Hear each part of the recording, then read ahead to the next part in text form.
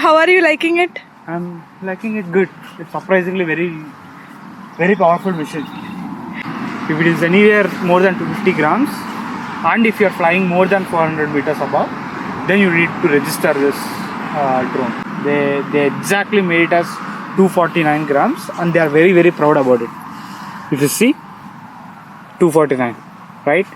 It's like challenging government. So one fine day government can say like, hey, 240 grams is the limit. I really want to see what these guys will do.